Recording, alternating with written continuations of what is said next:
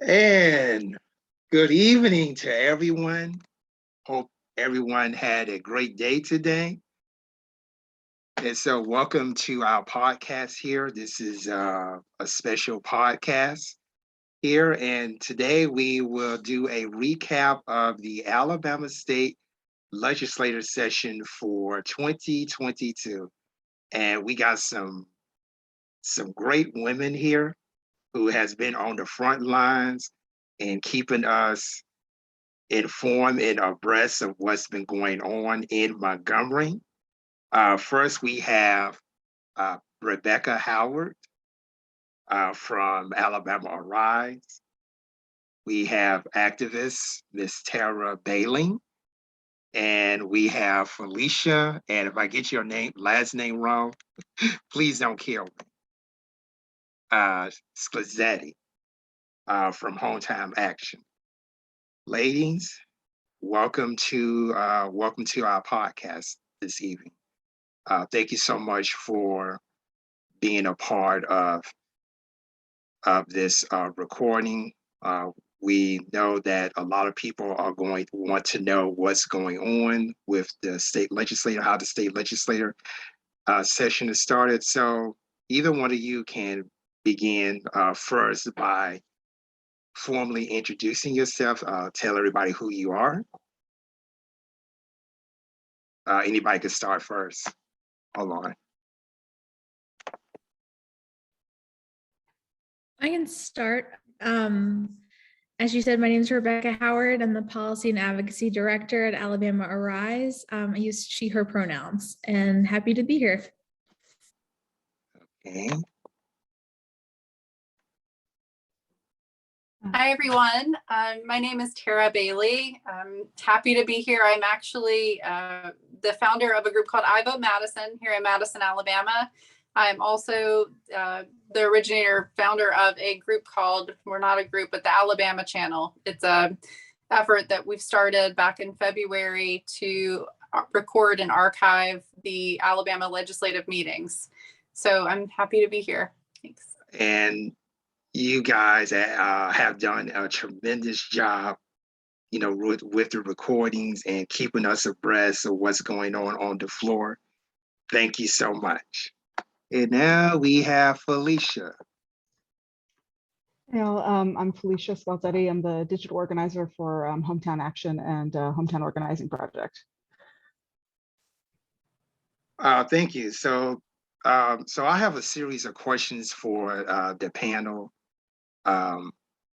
You can go, it's no order as to, how, who gets to go first and what have you. But my first question is, what is your overall, I guess, what is your overall takeaway for the session this year for Alabama State Legislature? What was your takeaways?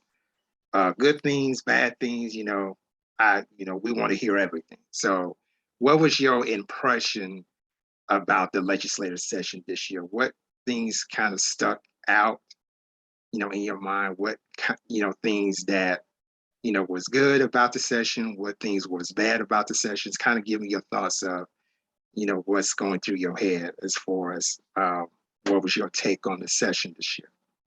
So anybody could start.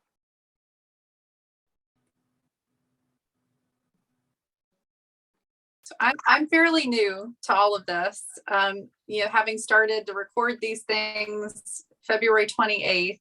So I've really been paying attention a whole lot since then. Prior to that, I've been very hyper-local focused on what's going on in Madison city government. And, from what I can see, there were some bad bills that were passed.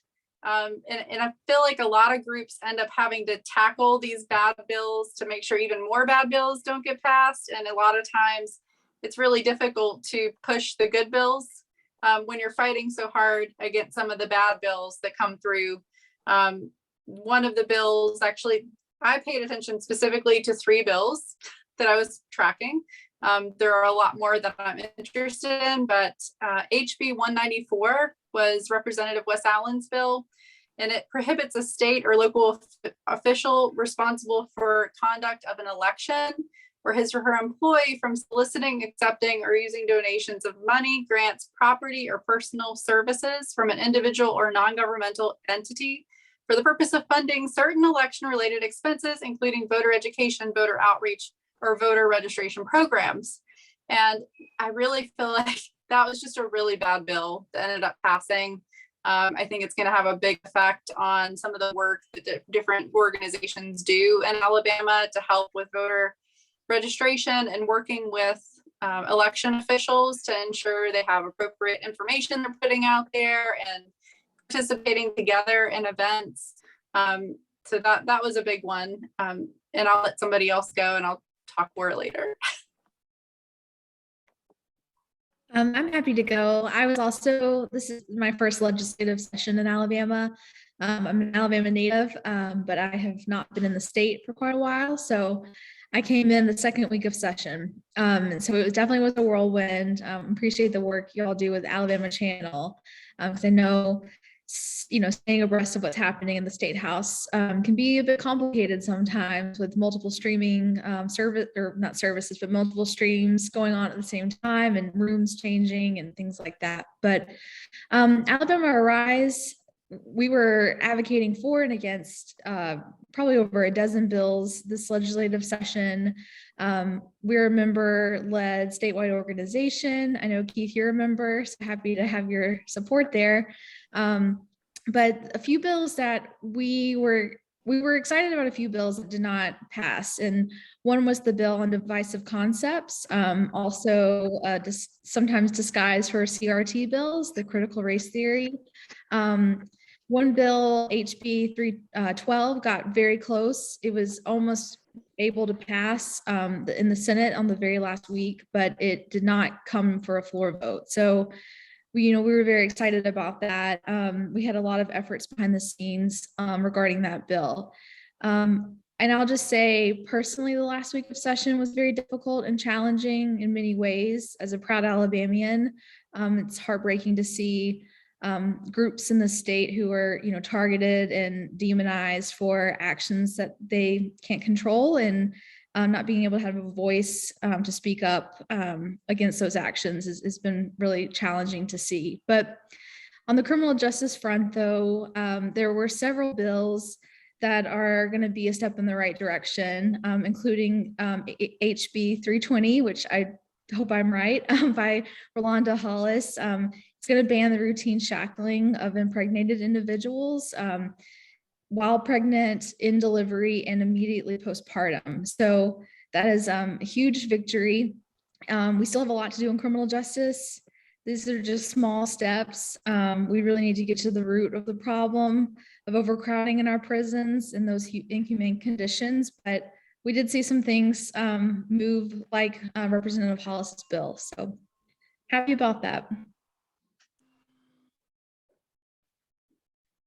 So for Hometown Action, we were primarily focused on the anti-protest bill on HB 2, and I think it was SB 3 and SB 115, but the Senate side of those bills weren't really moving. And then once that bill kind of quieted down, we turned to supporting efforts against the anti-trans bill. So I wouldn't by any means say we were leading on that, because there were a lot of amazing organizations who were doing a lot of work. So we were just trying to signal boost and make sure that people were aware of what was happening. And just like Rebecca said, the last week of session ended up being extremely difficult for a lot of people. And I'm really actually thrilled to hear about Alabama Channel, because I didn't know about it, or that y'all were recording too. That's something that's been a huge concern for me, and something that I have been recording. I've been trying to live tweet more, and have been posting like 10-minute clips. But as you probably are very well aware, keeping on track of this, also analyzing bills, and also trying to communicate to that people while holding down it's a juggling act. So I think the Alabama legislature does a great job of driving us all batty, and then making it very difficult to explain why they're driving us all batty, because hard to deal with. So the legislative session took 3 months, which is, I don't know if you can correct me on this, Rebecca, but I think it's about average. We thought they might be going faster. This is an election year for them. So they are running for re-election. The election is essentially May 24th because in Alabama, our districts are so extreme that the primary days are the election days. So when we were talking about the bills that came forward this session and what was passed, you need to keep in mind the context of the election, of the fact that a lot of this is messaging for them, which is why the anti-protest bill, why the anti-trans bills in particular were of great concern, because they want things that they can run on, that they can cut ads for, that they can throw red meat to the base, so to speak. If it hadn't been for the anti-trans bills, I think there were actually a lot of really good bills that got passed. We actually had the largest, I think, nominal budget for education. I'm going to say something wrong and Arise is going to be like, excuse me, no, we do this. Not true. No, that is correct. I'm not sure about inflation and all those numbers, but yeah, so it's not the largest by percent, but it's the largest numbers. Yeah. Let me see. I think there was actually a bill on period products that I was keeping track of. So there was Bennett sisters. They're two twin sisters. I think they started this initiative when they were like 11 or 12. They've been handing out free period products to people because period poverty is a huge issue. And so it was also a Representative Hollis's bill that passed this year that any Title I schools now in the state will be getting a grant from the state fund to distribute period products free of charge in school, which is amazing and awesome. I would love it if they were free everywhere, but small steps. And we also now have, we're the second Southern state to give people leaving prison a 180-day payment grace period. So up until this year, and in most states, when you walk out of incarceration, you immediately need to start repaying on fines and fees, which is a great way to get people reincarcerated because you don't walk out of prison on day one with a job. So this is giving people some breathing room to actually get reestablished in their communities. This is a great way to reduce recidivism. And for once, we're actually a leader on something in criminal justice reform, which is not a sentence people usually say about Alabama. So more of this and less of demonizing trans kids, please. That would be absolutely fantastic. And this isn't technically a response to Brookside, but because I believe Senator Orr was working on this legislation before, but Brookside definitely brought it into focus. Municipalities can now no longer fund themselves from fines and fees more than 10% of their budget. So how Brookside was taking in 50% of its revenue from fines and fees, everybody is now capped at 10%. So again, some good things that happened, some bad things, or sorry, not bad things, but some good bills that didn't make it quite all the way, using incarcerated people's IDs for voting IDs. That unfortunately, it got decently far, but it did not pass. And there was something else, I think a measure to ban people's stay-at-home ballots or something like that from being pre-filled, or there was something about applications being pre-filled that failed as well, which is good. So a mixed bag with a very bitter taste at the end. Yeah, and that was Representative Debbie Wood's HB 63, that bill regarding pre-filing of absentee ballots or absentee ballot applications. So that was a bill that did not go through. But I will say I forgot a very key thing that Alabama Rise has been working on, and something that Representative Debbie Wood, along with Representative Hall, Steve Klaus, Senator Linda Coleman Madison, was Medicaid postpartum extension has now been covered from 60 days to 12 months in the general fund budget that passed. And so it's a huge effort with various partners, with Alabama Rise and our Cover Alabama Coalition. And so now, basically now there's enough funding that if mothers, after they deliver and give birth, they won't immediately be cut off from those Medicaid services. And so now what we're going to focus on is kind of the implementation on that and what services can be included. And so still learning more about what that's going to look like, but very huge victory in terms of healthcare access for those in the state. So I think one of the things that was talked about was, and unfortunately, this has been the focal point of any candidate, Republican candidate that's running for office, and that's election security. Can anybody share any light on that? I know there was several bills that was, mentioning concerning voters' rights, particularly those who have been formerly incarcerated. Has anybody been tracking any of those types of bills? Besides Faith in Action Alabama, I know that was like one of their central focus was on voters' rights. Have you know of any other organization that has been involved in that particular type of work? Well, the League of Women Voters nationwide has been a huge champion on various voting rights pieces of legislation, as well as specifically Representative Allen's HB 194 that you mentioned earlier. So that did pass, but they held a press conference back in February, I believe, and included Black Votes Matter, I think it was ACLU, Arise participated. So that was a big effort, and I know I'm missing other groups, but I just wanted to shout out to League of Women Voters for their work leading, throughout the session on those bills. I'd say Alabama Appleseed as well, maybe not directly, but indirectly by just trying to advocate for incarcerated people's rights to begin with. That's sort of in their wheelhouse as well. So they were tracking and talking about a lot of legislation that would either divert people from obviously being incarcerated in the first place, or trying to get the like IDs back, or get your ability to use your incarcerated ID as a voting ID. Because if you imagine, if you're incarcerated and your driver's license expires, you're not exactly going to be able to take a trip to the DMV. That's not really a thing you have access to. So there's a lot of, as you can imagine, interlocking parts, right, when you come to access to voting in Alabama.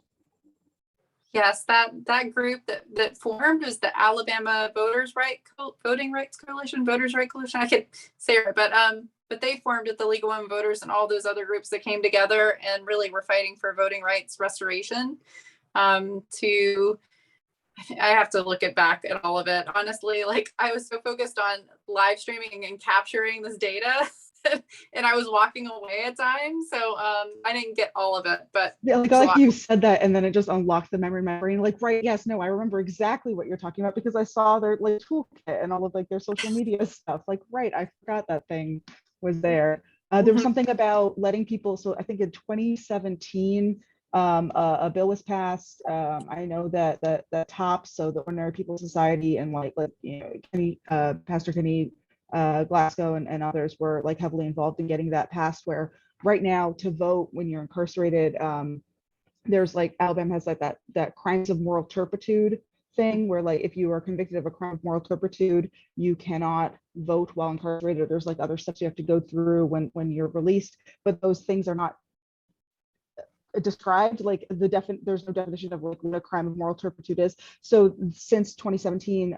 the Secretary of State published like a list of like crimes of which if you are convicted, you have you can still vote while you're incarcerated, crimes that you have to complete your probationary period and then you get the right to vote back, or after going through a bunch of other hoops, right? And then crimes where you have to get a pardon or something like that to be able to do, and then crimes that are non-pardonable, it doesn't matter what you do, your right to vote is taken away forever. However, you would have to know all of that to then file to get the paper saying that you have your voting rights back, which is obviously like a lot of hoops to go through and a lot of red tape for anybody who's been formerly incarcerated. So what the group was trying to do, in addition to a lot of other good legislation, was to force the Secretary of State to mail out information and inform people like, hey, you actually have the right to vote right now.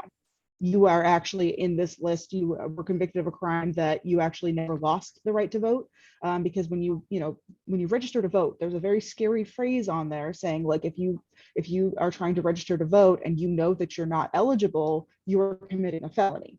So if you look at that and you're not 1,000% sure that's going to divert you from even attempting to. So I know that like, what is it, the GBM, so Greater Birmingham Ministries, and a lot of other groups, and I believe the League of Women Voters as well, are involved in, and Faith in Action Alabama are involved in like registering people who are currently incarcerated, formerly incarcerated, and that would be a huge help as well for voting rights and voting access for them. Yeah, and that bill passed the Senate. It just didn't advance to the House floor. So like, I mean, that's a big step. You know, Well, and we I think, had to criminalize trans kids first. You know, that was the most important thing. And that is, and I have to, and it would be a disservice in this podcast if I didn't, mention anything about the anti-gay bills that's been obviously a hot topic not only in the state of Alabama but pretty much all over the country. We got Florida is who they're having a battle with Disney, over the Don't Say Gay laws, and they the governor there, Governor DeSantis, he basically revoked their right to self-govern themselves, or at least that's what they call it. Then you have a lot of anti-LGBTQ plus legislation in Texas. So Felicia, this question is obviously to you because so you've been involved in in most of the advocacy against these type of bills. So I wanted to know your thoughts about those bills that was passed during the Alabama State Legislature session for 2022. Yeah, so we'll absolutely speak far too much on this topic as somebody who's also trans themselves. But I also, again, want to highlight all the other groups that were doing work in this space before we even started, signal boosting. So, Montgomery Pride United, the Knights and Orchid Society, the Take Center in Birmingham. There are a lot of really amazing trans and queer-led groups. Magic City Acceptance Center. I'm just going to keep remembering as I go. So I apologize if I don't call you out. I know everybody has been doing a lot of work. This is a bill. These bills have been coming around since 2020. I mean, this is not the first time there's been a trans panic or a gay panic, but this particular iteration of bills, and these bills in particular, have been filed in the Alabama State House since 2020. So this is literally the third time that we've come around to fight them. These bills are really personal to me, not only as somebody who's trans, but somebody who figured out their identity and was involved in Alabama politics explicitly because of these bills. The first time I ever walked into the State House was when this bill was filed in 2020, with the specifically the healthcare ban for trans youth. So, for advocates in this space, for people in this space, this has been exhausting, because every time it gets defeated, it just gets refiled. There was a sense of inevitability, and yet a sense of we can't let this happen. When obviously these attacks started in 2020, everybody was, I don't think distracted is the right word for the pandemic. Obviously should have been paying attention to that news, but it felt like there was no attention on the fact that this was a national effort. So this is not just Alabama or Florida. It's not southern states. I've seen a lot of, I think it's finally starting to percolate in people's minds because they see the most extreme legislatures pass these sorts of bills, but they're unaware of their own legislatures in, quote unquote, northern liberal states or whatever, progressive states, actually have similar legislation either on the books or have considered it in the past, or not as safe for trans people as they think they are. So there is this also this backlash with leave the South, leave these areas, not understanding that the South is the region with the most, queer people, the most trans people, and also the most diverse region. We have the most Black people. We have a significant, Latino population, and we're also the poorest. So it is not reasonable to look at what has been happening and to tell people to leave as if that is an actual solution. And we also need a national approach to fighting this legislation, because what is being attempted here is to change the entire discourse, right? You're shifting the Overton window on what is acceptable. You say extreme stuff like kids shouldn't be getting gender confirming surgeries, or as they say, you shouldn't be mutilating healthy body parts. That's not happening. But when you put that out there, somebody who's like, a digital organizer and thinks a lot about communication and communicating these things, right? When you put it out there, you're forcing people to go, well, of course, a reasonable person wouldn't want them to, and then you're playing into their game. So the only way to counter that, or major way to, I don't want to say the only, but a major way to counter that is just to unequivocally say, like, no, I stand with trans kids, I stand with trans parents. You get that sort of approach, unfortunately, that we see like in abortion and abortion access, something that I think is going to be a huge issue next year in the legislature, is, you start saying, well, 16 weeks and then 15 weeks and then 8, it's just a game to them to eventually ban it. They present these bills, anti-trans, anti-LGBT bills, as common sense bills. Well, anybody who's a boy should just go in the boys' bathroom, girls should just go to the girls' bathroom. But the goal is to eradicate trans people. I mean, these bills are fundamentally genocidal. There is a long track record of, trans kids have much higher suicide rates than, their cis counterparts. And that is, when you get gender affirming care, which is something as simple as literally using the right pronouns, is getting just affirming that their identity exists and that they are people and that they should be loved and accepted, that decreases their suicidality an immense amount. Puberty blockers. The bill that was passed to ban using puberty blockers is explicitly a ban against using puberty blockers on trans kids. You can still get puberty blockers for your cis child. So what's really interesting about this bill is that the presence, for example, of a prescription in your name is not illegal. It's not illegal to prescribe puberty blockers. It's not illegal to take them. It's only in the context of if your child is trans. So then this also puts a huge wedge on not only physicians for prescribing this, but it also, when you criminalize medical access, but you're allowing it for one subset of people, you're encouraging people to lie, to obfuscate their own medical history. There's a, like, again, as somebody who's trans, like, I spend a lot of time thinking about what I am going to tell the doctor and what I'm not. And I'm gender fluid. I have a lot of privilege in how I present and how I'm perceived in the world, and also being white has a huge part to do with that. I don't know, you're putting people in a lot of danger. There's already huge issues with medical access for trans people. I don't think that they care about that. In fact, I think that they want people to suffer, and they want kids to not exist. They want people to either move or frankly die. And that is their end goal here.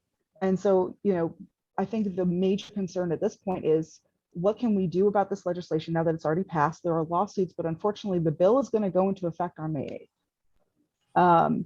The lawsuits will likely not get an injunction before then. I mean, we can hope, but we need to be seriously asking ourselves, how are we going to support kids in the meantime? What are we going to do? What is, the activist approach to this as well? And we also need to think about what does a radical response to this look like? Because we need to start setting our own stories. We need to start setting our own talking points, is not quite the right word. Our own, we can't keep playing their game. We can't just keep responding to these sorts of bills. We need to get ahead of it, and we need to be just thinking about this in a completely different sense. I'm really concerned about, what consequences, this is, going to have. And not to mention that, the people that are, sponsoring these bills, they call themselves Christians, they call themselves religious, they call themselves, spiritual, but yet they have, no regard for people. Now, I want to put on record right now that I am a Christian minister. I am a Christian minister. I've been in the ministry for roughly about 18 years. And there are some things that I have, stood for that has ruffled some few feathers. And what I mean is that, in the context of, who people are, who people are, is not really a concern. It's not really a concern, for me, because I don't have the authority and tell somebody, who they can and cannot be. That is not, I don't have the authority, to do that. The only thing that I am responsible for is how I treat. Because I think that's going to weigh, how I treat people, is going to weigh heavily, when I die. That's going to be the thing that, God is going to, basically judge me. Not the sense of, what good deeds have I done? Not necessarily, but it's the way that we treat people is going to, carry the most weight. And my concern is that the South is supposed to be this Bible belt, but I'm seeing is a lot of modern day Pharisees. They quote Bible, they say that this, they say that, but when you look at their actions, it's totally opposite of what the Bible teaches. And that's like a real big concern, for me. The reason why, I'm asking these questions is because I want people to, get this understanding. There are certain things that a legislative body, in my opinion, should not be legislated on. For example, you can't legislate morality. And when you do, you obviously putting, the church, into the state, and of course, we're supposed to be a nation that is, operated under separation of church and state. But more often, we are seeing, this type of, radical religious settlement, in our government, and is causing a whole lot of division and a whole lot of hurt.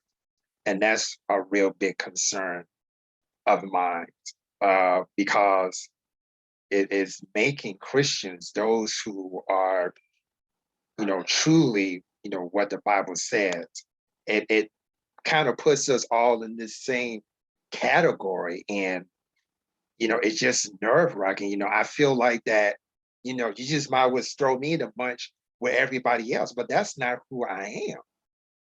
That's not who I am. But what I am, about, I am not about theatrics. I am here in search for the truth. And what I'm seeing is a bunch of lies and a bunch of, misinformation, particularly for the so-called evangelicals, which a lot of them do serve in some type of capacity in the state of Alabama, but they do not actually follow the principles from which the Bible was written in the first place. And that's a real big, concern of mine. In other words, what I'm saying, that certain, matters that is brought, at the State House should just be there. Because again, you can't legislate morality. Not only can you not legislate morality, but you cannot legislate, things that are, private. So let's give an example. Medical care. Medical care should be, something that if you're a parent, if you have kids, that decision should rest between the parent, the child, and the doctor. No politician or legislator should have no business, dipping and dabbing in that, for example. And then another thing about abortion, I don't think the legislator or any government entity, no matter what it is, should not interfere in that neither, because that is a personal decision between that woman and that doctor. I don't have anything to do with that. In fact, that is really none of my business. But unfortunately, for state legislators across the country, they have made it their business as if they are experts, and they are not experts. A lot of the stuff that they're talking about, they're not experts, and none of them. But they have an agenda. They have an agenda. And that agenda does not include every. And so I just want to put that out there because I've been silent on this for quite a while. And I think it's by time that, I come out, and say what I have to say, whether people agree with me or not, that's just how I feel. It's just a certain amount of issues that the state legislators across the country that are dealing with, and even in US Congress they are dealing with, are issues of morality. And we're not, and none of us are experts on morality. So I just kind of want to, if anyone can share any thoughts about, what I said, I hope that we can have an honest conversation, may disagree with some of the things, that I have said, or you may agree with some of the things, that I said, but I think that all opinions, should matter, as long as it's not, how should I put this, that is not, it does not cause any, major consequences. So, if anybody have anything to say about, what I said, I, really appreciate your response. Because there are some things that I am new at. And I admit when it comes to certain issues, I'm still learning. So I'm not an expert, which means I can't be, advocate for something that I really don't know anything about.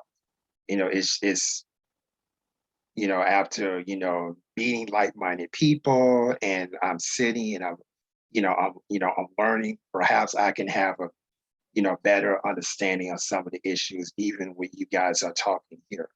So it's a learning process, and I ask that people would be patient. Every day I'm learning something new. So any thoughts of what I just said so far? And I do have a few more questions that I would like to ask, and then we're going to wrap this up. Anybody have anything to say about what I just said?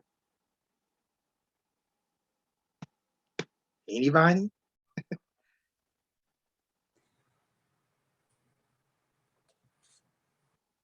No, don't.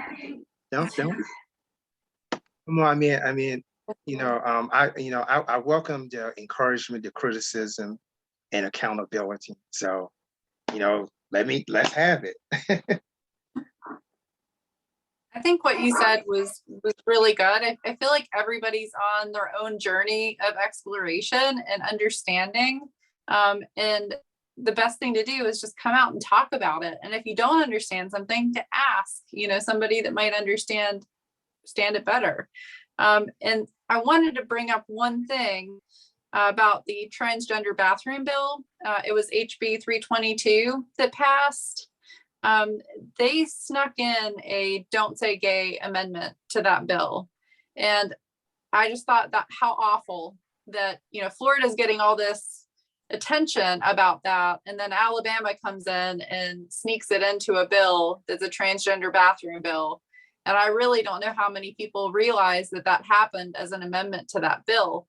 The Alabama channel, I went ahead and posted that specific debate that happened in the Senate and the vote that happened in the Senate on that. So if anybody would be interested in going back to see it, a lot of times we have politicians that will throw out those talking points and make it, I don't know, like make that their platform. And then people go, yeah, I agree with that. But I feel like if people see their legislators in action, and they can see them saying the words they're saying, and they can see the opposition to the words they're saying, there's power in that information. There's power in actually seeing raw footage of what happened. So if we can get that out there to people who it's almost triggering, you feel like you have to do something to fight this when you see stuff like that. So please, visit the Alabama channel. It's just at Alabama channel. And you can see some of those bills. And if anybody would like to volunteer, I'm looking for volunteers right now to help me mine the House footage and the Senate footage to find all of the different bills that were discussed in those different videos so that I can hashtag those and make those easier to search for people. So I just want to point out in that exchange you're talking about in the Senate, did you catch what Senator, I think it was Singleton, said in response with the Don't Say Gay bill? He's like, I'm fine with the bathroom bill. So I'm fine with all of this, but I feel like you're shoehorning this thing. And so it was like, it was a moment where like, you realize you have no allies on the floor in that moment, right? That the person ostensibly fighting against, right, the bill is actually like, no, I'm fine with this part, but the Don't Say Gay is going too far. Like it's the, yeah, it was quite difficult to watch. And I just know that. Oh, Rebecca. I was going to say Representative Neil Rafferty's remarks were very, on the House floor, were very, gut-wrenching to watch as our openly gay representative in the state. So just kudos to him and the others who came to his support. And yeah, that's all I have to say there.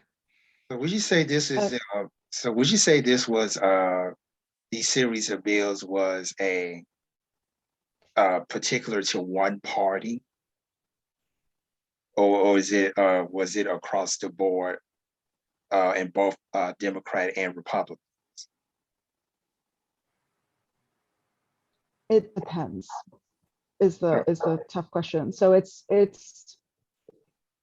would be easy to say that all of the bad bills are from the Republican Party, which I mean, I'm not giving them a pass. But just like how I said, how I was remarking to Tara, like, the Dem response to bills, if you're fighting them or whatever, were quite varied. So for example, I really haven't talked much about the anti-protest bill, which is unfortunate because that's the one thing that like I know inside and out. Like I probably should have highlighted that a little bit more. I can quote it from memory almost at this point. Dems did an amazing job fighting back and pointing out that the bill's racist, like just fundamentally racist from the ground up. And I think that they're pulling from their lived experiences. Most of our lawmakers are Black, and they are pulling from their lived experiences as Black Alabamians who have likely at some point been targeted by the police, have been stopped, have been questioned, have been treated in ways that their counterparts haven't. I remember during redistricting, one of the older members mentioned how like they were asked by a guard like if they needed help finding like a bathroom or something, not recognizing that was a lawmaker who had been in the building for like 10 plus years, or asking if they actually had access to something, which was like just very like, I think it was Senator Priscilla Dunn actually, which was like very strange, that they wouldn't recognize her. But there's all these layers, right? So for Neil Rafferty, for Representative Rafferty being the only gay member, I think he felt like he was the only one who could pull from even adjacent lived experience, and that puts a lot of pressure on him. There were some supportive statements made. I think Representative Wandalyn Gavon made a pretty, I think, really nice statement about how she doesn't quite understand and yet is very appreciative, has learned to appreciate people who live their truth because they're honest and straightforward, and they're not obfuscating, that we get so used to people obfuscating in public that sometimes somebody being very honest with you and straightforward seems like an attack on you. That reclaiming space and saying that I deserve to be gay in public feels like an attack on straight people because you're so used to having the monopoly. Just like when you say that Black people matter, that Black lives matter, it feels like there's a silent white lives don't, because people are so used to white lives being the default. So you're seeing all of these layers, right, that are intersecting. So yes, yes and no. Yes, the Republicans are driving a lot of this, but no, I don't think the party line is the exact line, because there are more conservative Dems. I think it's a lot about lived experience and about like whether you really believe in equity and justice, whether you're pushing forward towards a vision, or whether you have that more conservative, you want a return to a past that does not exist. You mean like banning when the governor signed into law, banning critical race theory, which doesn't exist. It was never taught in public schools. So you have a bill that's out there banning something that really does not exist. Also, too, a lot of Republicans, especially whether they are elected or they hope to be elected, this whole thing that they're talking about is election security. You know, they keep saying that the election was stolen from President Trump, you know, which time and time again, there's been evidence upon evidence upon evidence, maybe mountains of evidence to say otherwise, but they're still, you know, carrying that lie. They're still carrying that lie. And they got legislation in place, and probably here in Alabama too as well, you know, banning something that does not exist. It's not an issue. It's not an issue here. When it has ever been an issue that an election has ever been stolen in this country? There's never been any evidence in the history of this country that an election has been stolen. You know, the same thing that critical race theory is being taught in public schools is a flat out lie. I didn't hear about critical race theory until I got to college. So where are they getting all this? So where are they getting all this madness from? Where are they getting it from? It's like that is the basis of their whole campaign, nothing substantial. You know, and in my opinion, I can't really say that I enjoy watching this session this year. Felicia, I think you mentioned it was like a mixed bag, you know, and I think there was more, you know, bills that is going to hurt Alabama than it is, you know, to help. Because there's been no talk about the lottery. There's been no talk about Medicaid expansion. There has been no active talk or legislation about finding relief for the gas tax or the grocery tax.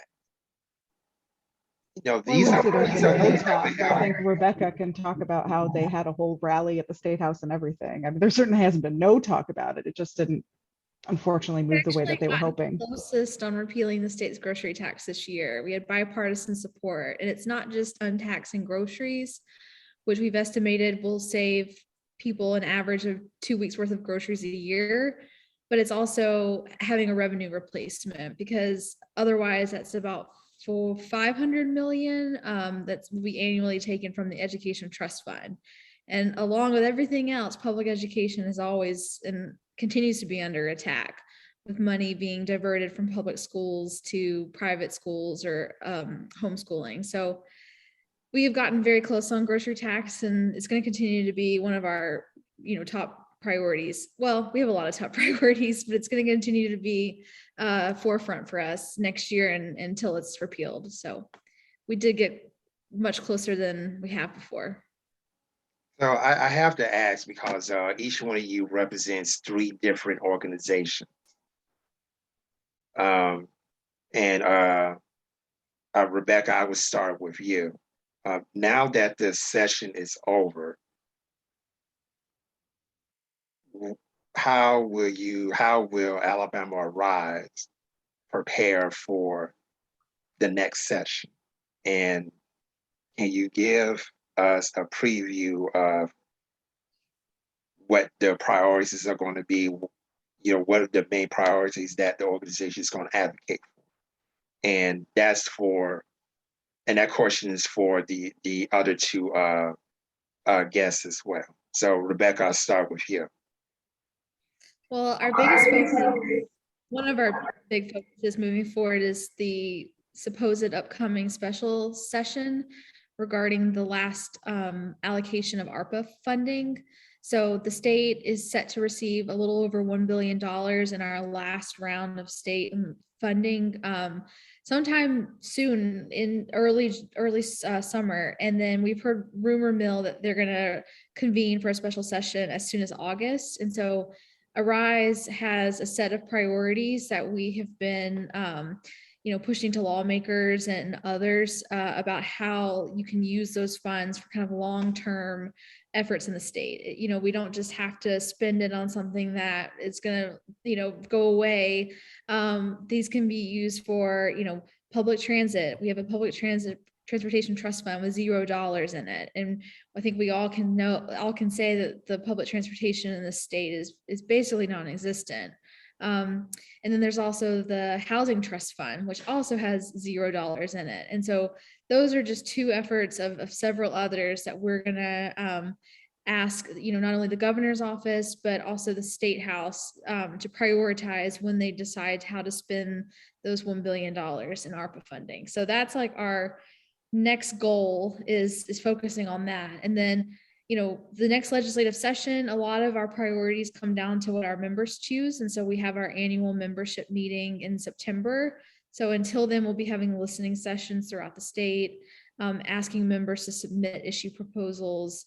And so once those are, proposals are decided, we'll get ready for the next session. So a lot of it will be the same, criminal justice reform, a lot of great bills that had been introduced this past session and years prior, hoping to see those introduced again, grocery tax, Medicaid expansion, adequate funding for our state budgets. I mean, it goes on and on. So there's a lot of mainstays that we fight for, but we'll also have new priorities for the upcoming year.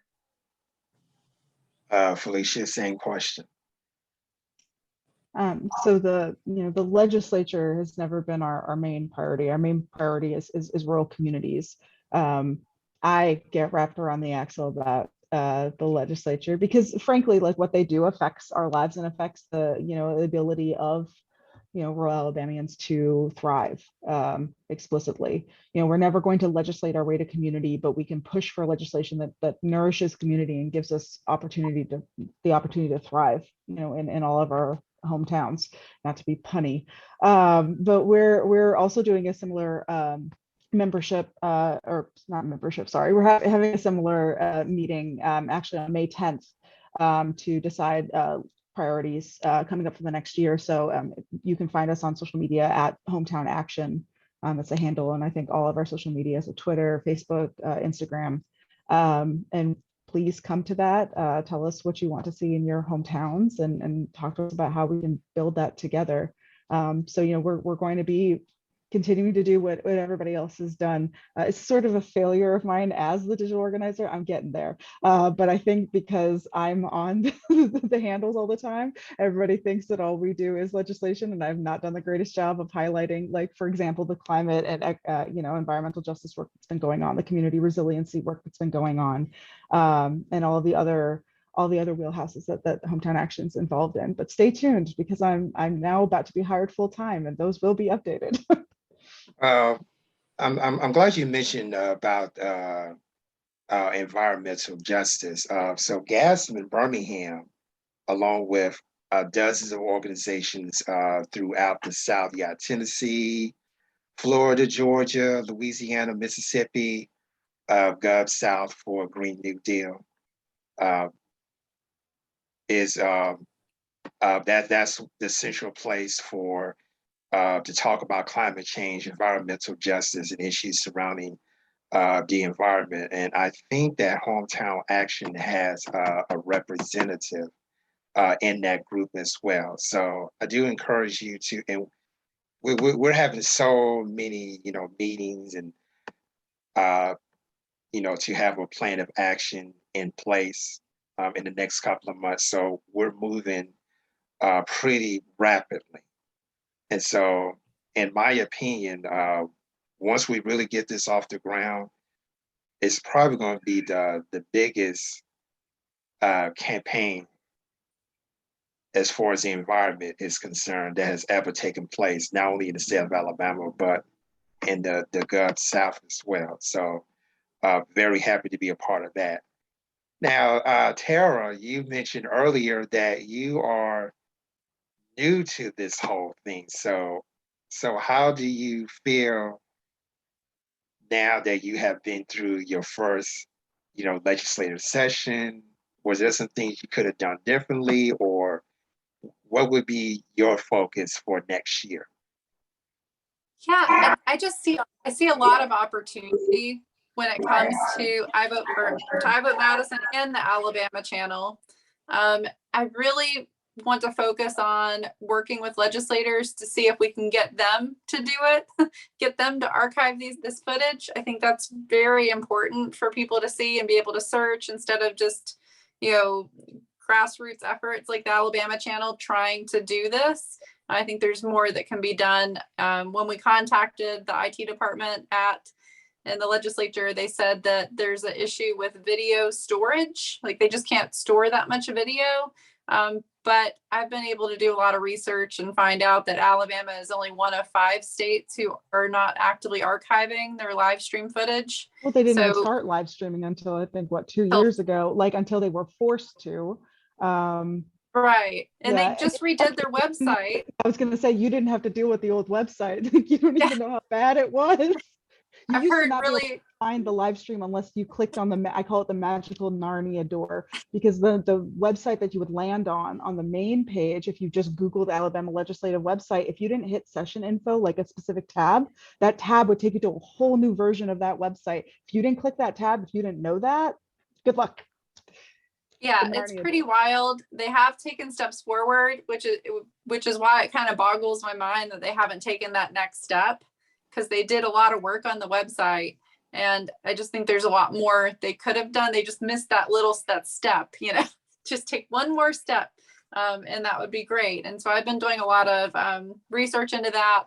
And on a more personal note, my family is virtual schooling still because of COVID. We have little ones who are not vaccinated, who have born premature. We have twin 2-year-olds. One of them was more premature. She had respiratory distress when she was born. She has kidney issues, and COVID could be really bad for her. So when it comes to schools and getting back into the classroom, that's a really big priority of mine, and wanting to get HEPA filtration into all of our schools and clean indoor air. So it kind of relates to the environment. But there's other parents around our state. We're trying to build a coalition of parents who really want this to happen in our school systems. And so that's, we actually spoke to Kate Davis today, who in Hoover, Alabama, started a fundraiser to get HEPA filters into classrooms. And within 2 weeks, she had 200 requests from teachers and faculty wanting these. So it's something that we want in Alabama, and we need to fund it. There's ESSER funding in the school system from the ARPA money, but a lot of that money has been going to closing the learning gap so that the testing scores don't drop so low that they don't get funding the way they do now. And so to me, I think clean indoor air is so fundamental to not having distractions, like having to be sent home because you're sick with COVID or allergies or the flu or whatever. But that's a huge focus right now for my family in particular. But I think work on open records is going to be really important once we get back into session. We have one of the worst open records laws in the whole country. Senator Orr was the one who pushed open records and who has been carrying that bill. But I think he is interested in all the parties coming together and singing Kumbaya and like getting it figured out. Then he'll support it. So we need to be working with him and working on open records and open meetings and more access to government. There was a bill actually Senator Orr sponsored that was SB 147 that allowed government officials to participate in meetings virtually. Unfortunately, our advocacy didn't work to get them to have citizens be able to participate virtually, which I think if you have the technology, there's a lot of people that cannot participate by going to an in-person meeting.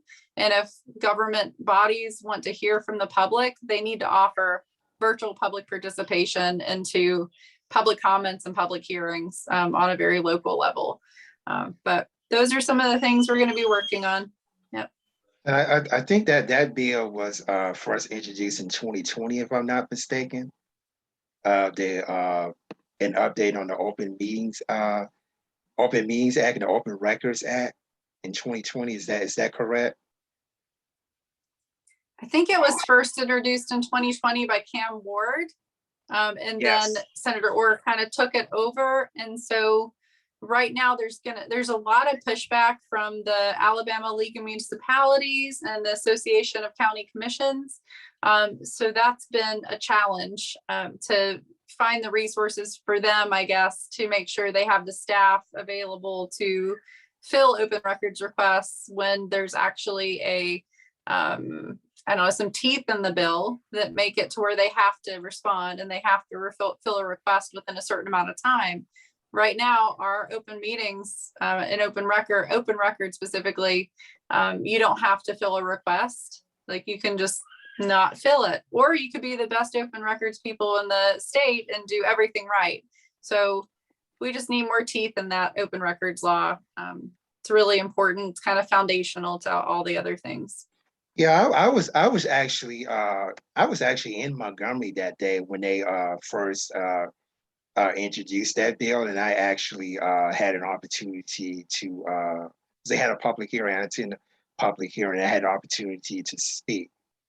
But before that bill was to go for a vote to the committee, COVID was so bad that they pretty much shut down everything, and I haven't heard anything about that, since then. But it's a funny thing about that was when I was talking to legislative members about it, they looked at me and said, the reason why this bill is coming up, right? I said, why? 3 words. Mayor Randall Woodfin. And I was like, you got to be kidding me, him? Because what happened in Birmingham is that there has been so many open records requests, and it was a lot of red tape. And and a whole lot of people from Birmingham made a whole lot of noise in Montgomery. I kid you not, when I was talking to legislative members, that's exactly what they told me. I said, you gotta be, before I even open up my mouth, to introduce myself, they already know this is Keith, he's from Birmingham, or this is Mr. Williams from Birmingham. It's just that type of relationship that I have developed. They already know who the corporate was. And Senator Orr and Cam Ward had a lot to say about Birmingham Mayor Woodfin. Had a lot to say about that as far as, that bill is concerned. And I really wish that bill would have, passed. But COVID hit, and pretty much the whole country, was shut down. And the legislative session actually ended a little bit earlier than we expected. So whatever they wanted to discuss, never even, was brought to consideration because everything was shut down. So yeah, it was nerve-wracking, for them to come, to me, saying that. And I was like, how did you know? And they had, and each legislative member, especially those from the Jefferson County delegation, they had the most to say, about that, because in Birmingham, there's a lot of red tape, and even in Jefferson County, there's a lot of red tape when it comes to obtaining information that is supposed to be public information anyway, but depends on, who's in charge. You're going to have a lot of bureaucracy and a lot of red tape. And from my understanding, there was a lot of noise, that was made in Montgomery about that. And that's how this bill came into fruition. Now, Tara, my question for you about that is that, do you see any time in the near future that bill would be brought back up again? I know that bill and open records are a focus of the League of Women Voters. And so I do think that that's going to happen. We're really working towards just trying to figure out the pressure points of the bill and drawing more attention on it. Open records isn't super exciting to somebody that doesn't quite know what it means to have open records. So I think public awareness of what it means to ensure that open records are actually, public records are public is really important. they actually had a task force that they were working to form, open records task force. But it seemed like they weren't adding people from the public. There were a lot of representation from League of Municipalities, and different members could appoint people to that task force. But they ended up kind of sending it to a committee where it later died. It just didn't go anywhere. And that was a task force to research and try to come together on open records. So that was disappointing to see that happen. All we can do is keep pushing forward on it. I don't know. I know Senator Orr, he's a very powerful senator, and I'm very thankful that he is interested in carrying a bill like that. So if we can put something together and come to him and say, look, this is a really good bill. This is a good open records bill. This is what's being done in neighboring states. You know, oftentimes Alabama says, well, what does Mississippi do? What does Georgia do? You know, what are our neighboring states doing about it? And if we can show that they're doing something that we really like, you know, then there's chance of those things moving. But it's going to be a rough go for sure, with a lot of kind of opposition that we've come in contact with on open records. So what kind of opposition have you noticed about this bill? It's really about the staffing is what they try to say it's about. I know the League of Municipalities has said, gosh, there's these really small municipalities where you have two people working there. And if this starts, then they're going to be bombarded with open records requests, and they're not going to be able to fill them. They don't have enough income to like do that. There's been pushback on that. And then there's been other pushback on it. And I'm trying to remember exactly what was said, but I'm drawing a blank right now. But that was one of the main ones, was that it was just, they're not going to have the resources to fill those. And that also they're going to get open records requests from outside of Alabama.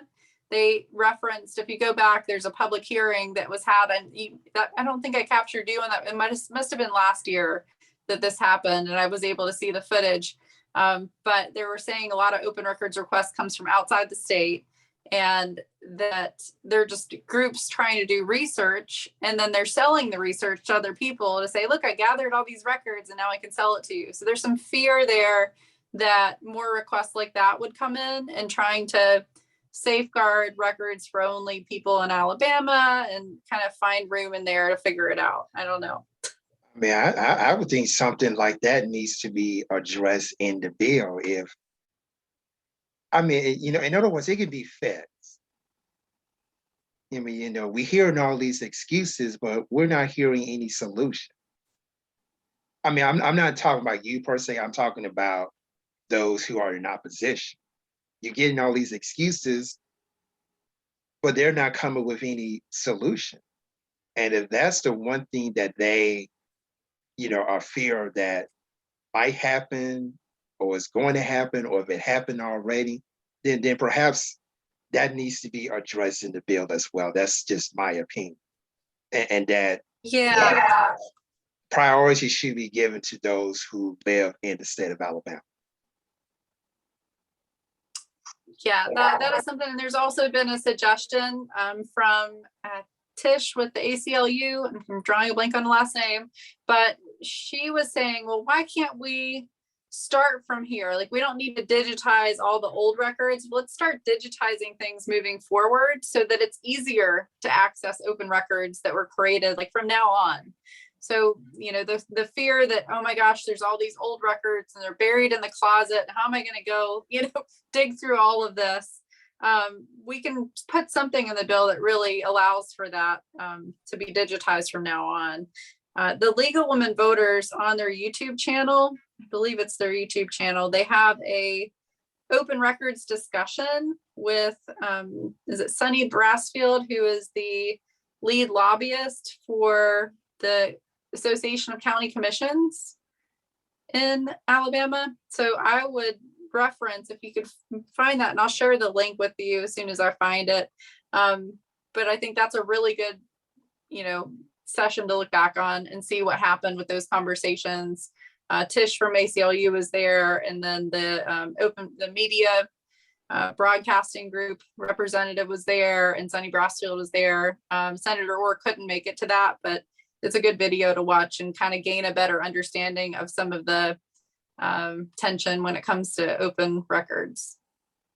Let's switch to education now. We know that one of the top priorities for the legislature was education, and they did pass the largest education budget in history of the state.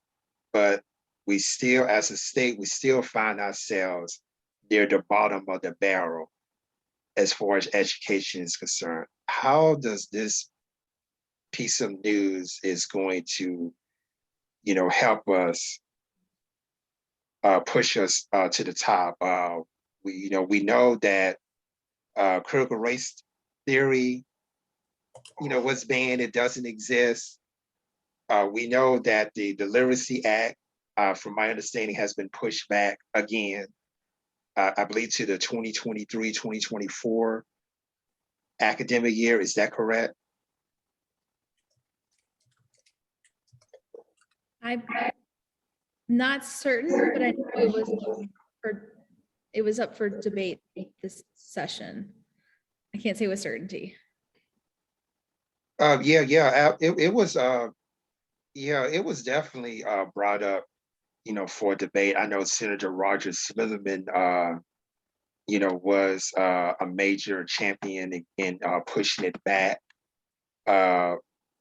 because Alabama, just like all across the country, education have taken a tumble because of COVID, and with there was a lot of problems with going virtually, and some schools had to close altogether, and there was inadequate resources, and also you have a lot of there was short staff. Even to this day, you have a lot of school systems that are short staffed, mostly because of pay and inadequate resources. So we're talking about having the largest education budget, in state history. With all of these things I just mentioned, how does both of those things, come into play? One of the things they talked about was, the fact that test scores are low, reading scores are low, math scores, are low. We're really at the bottom of the barrel, but no one seems to have a solution to fixing this problem. Is this something that the grassroots community, is looking at, as well? I know that the three organizations that you represent haven't spent a lot of time, on that, because I know there was a lot of other things that y'all dealt with personally. But if you could, what needs to happen in terms of education? So I'm speaking as a private citizen. I spent the last 4 years working in education policy, and most recently K-12 policy. So ARISE does not specifically focus on education policy. We do focus on adequate state budgets, which includes the Education Trust Fund. So within that budget that passed and was signed into law, there's going to be teacher pay raises anywhere from 4% to 21% based on your years of service and the subjects you teach. And so increasing teacher salaries is a huge way to recruit and retain teachers. Teachers do not make enough money that they deserve. They have to go through a 4-year education, and so they accrue student debt in that process, and then they go on to make less than their similarly educated peers. So it's like that's a whole piece of the puzzle. So I think addressing those teacher pay is a big step in the right direction. And, we not only have a teacher shortage, we have a substitute teacher shortage in this state and across the country. And so I think, getting qualified, well-trained highly resourced teachers in classrooms is going to make a huge difference to students, and not only getting, well-trained, qualified teachers, but also teachers of color. There's a huge amount of research, talking about the benefits of having a teacher who looks like you. And that goes all the way to, graduation rates, less school discipline, being expelled or in school suspension or out of school suspension. So I think that is a big key. And I'm just really happy that they included that as a priority in the Education Trust Fund.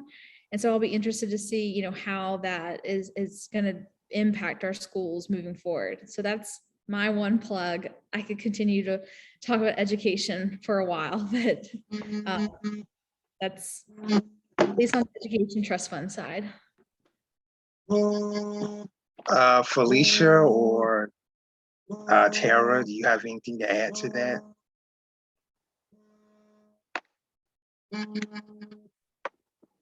Like I already brought up, the clean indoor air is such a big issue. I think some of the things and the reasons why we're having such difficulty with teachers is, there's a lot of teachers have passed away from COVID. I mean, there's a lot of worry out there, and honestly, I know it seems like we're getting out of COVID and things are feeling a bit better right now, but a lot of people say, COVID is here to stay.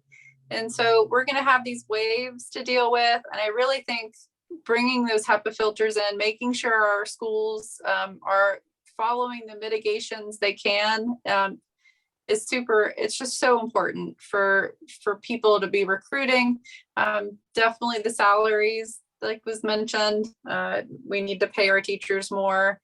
And there is also a threat in some sense to public schools. There was a big push for charter schools and more public funding of charter schools this session. And in doing that, it is going to take away money. It's about, I guess that was about students, allowing students to have the money from the state, and I forget how much it was, but to follow them to whatever school they chose. It was school choice. What was there a school choice bill that was being presented? So maybe a couple of weeks ago, I had a couple of education advocates. They did a whole broadcast about charter schools and the privatization of public schools. Please, if you can go to the Austerlid broadcast section Facebook page for that interview. It's about 2 hours long, but the guests that was on there, they're very knowledgeable. There was a lot of things that we didn't cover. So there's going to be a part 2 to that. That's on May 1st. That's a Sunday at 6 p.m. Central Time. Yeah. So there's going to be a part 2. We have our guest would be the Birmingham chapter, the president of the Birmingham chapter of the American Federation of Teachers, Mr. Richard Franklin, and field organizer Terry Rector Mike. They have been in this fight for education for many, many years. And if you can, I would like for you all to be a part of that on May 1st. So go to the Australia Broadcast Section Facebook page. We got an event tab, on there with the Zoom link and everything on it. It's a really good discussion, talking about the truth about charter schools and how that's related to education. Because for some reason, education had always been at the bottom of the barrel. And when you have people, we're in an election year, and no one is really talking about it, on a grand scale. When you turn on them TV ads, what do you say? The election was stolen. I'm going to secure our elections. What else? Help me out here. Help me out. Nothing's being said about education. Nothing's being said about infrastructure. Nothing's being said that, would really help, Alabama. And so we keep electing these same folks. And every legislative session, we're basically talking about the same thing. So I have to ask, what has to change in order for next year's legislative session would not be like the one we experienced this year? And how can the grassroots community, push that? This has to be our agenda. It has to be our narrative. So how can we push our narrative so that we do not have a legislative session next year like we did have this year? Rebecca, I would start with you. Okay. Well, I don't have a magic wand, but I do think that public discourse needs to change. And if you do not, the power we hold as individuals in the state is, we can advocate and use our words and our money and our votes. And so if you don't like who represents you and you see the things they voted for in the past, then it's too late to run now, but go to events they're having and ask them the tough questions and, just try to change the narrative from selling fear to actually trying to work on issues that are around you. And I had really great advice from a previous life. Someone would say especially to students and to younger individuals that, find one issue that you're really passionate about and go all out for it. And so if that's voting rights, get involved as much as you can and, go to events and go to public forums and speak about it. So I think that can be applied to everyone. If you live in an area and say your hospital is closing, well, maybe you want to become a Medicaid expansion champion. And there's a lot of ways you can get involved to, talk to your lawmakers, talk to other state officials to get that done. So I think just be loud and, talk to your friends about these things. These are issues that affect everybody. Access to good education, good healthcare, affordable and accessible meal. These are things, good jobs, all of this affects our day-to-day life. And so we need to see more of that in ads and less things that are, scary that may or may not affect us, which probably doesn't. Felicia, same question. These legislators come from somewhere. A lot of times they were formerly either representatives in your own, town or city or somehow otherwise involved. They don't just pop up out of nowhere. School boards, for example. So yes, it is too late to register to run for the statewide elections. But again, so May 24th of a few elections, a few races that actually have multiple people running. Please, do some research on the candidates and see who would be best representative for you. But really, genuinely, what is going to get us out of this mess is base building and that person to person, trust building and personal relationships building. So, this demonizing and radicalization that is happening, it's happening on a, person by person. And those are members of your community. You can build connections and build relationships with members of your community, and you can essentially inoculate against these sort of things. When we look at what has happened, in the arc of with gay rights and things like that, right? It is obviously a lot more acceptable, or was maybe until this year, more acceptable to be gay in public than it has been, because a lot of people realize that members of their family were, that there was a lot of trauma that went into that, but there were personal relationships. It's a lot easier to turn on your TV and being told that you should be afraid of Black people, you should be afraid of trans people, you should be afraid of whoever. It's a lot harder for that message to sink in and to stick and to stay if you know people, if you are around people that you have human connections with, and that you are constantly working on that and bringing that in. So, I think that really those community connections in whatever way that you care about most. You know, obviously we all are talking about different aspects of work, and yet it is all working on the same issues. So if you are more passionate about education, by all means, start paying attention to your school board. The people who tend to show up to those are usually against something, and very strongly. And lately we've seen it be CRT or other divisive, you know, whatever you are passionate about, whatever you care about, that thing is important, and figure out ways to lean into that. If you care about food insecurity, there are a lot of free pantries, things of that nature. Black women organizers in the state are doing incredible work. Figure out how you can show up and support them. That doesn't always mean monetarily. It can mean physically. It can be amplifying their messages. There are multiple ways to get involved. So just lean into that and lean into what you care about and get connected to your community. Tara. I'm going to piggyback on what was just said. The reason why I Vote Madison exists is because I believe in order to make change, we have to start hyper locally. We have to start with our neighbors. And we have to get away from partisan politics.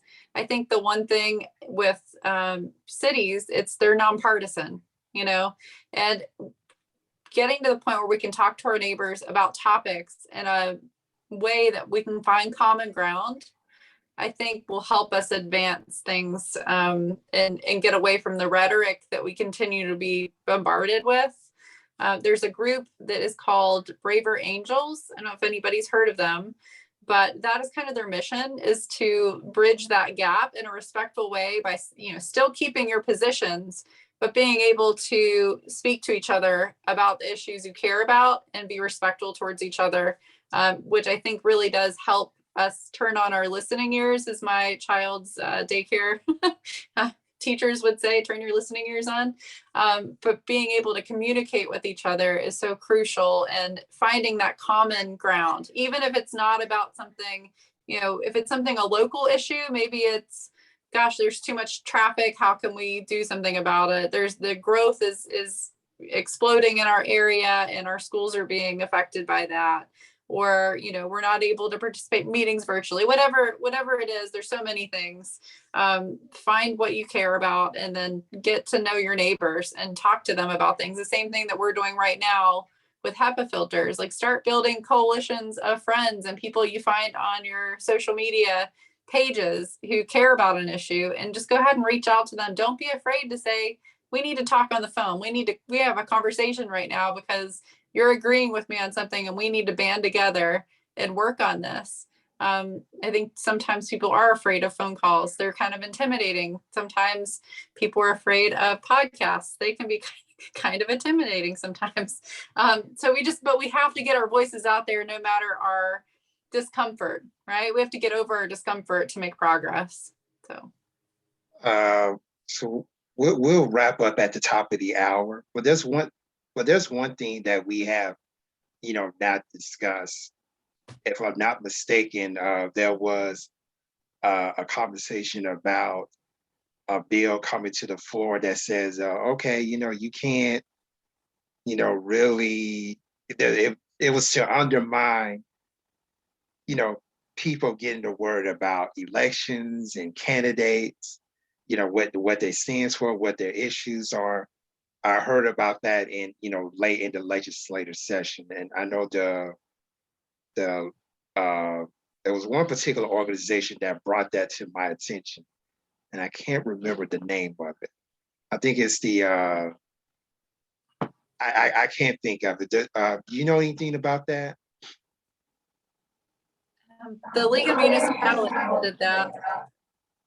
And sorry, I'm just hearing an echo. So yeah, the League of Municipalities, or not League of Municipalities, oh my gosh, League of Women Voters. Can you tell it's been a long day?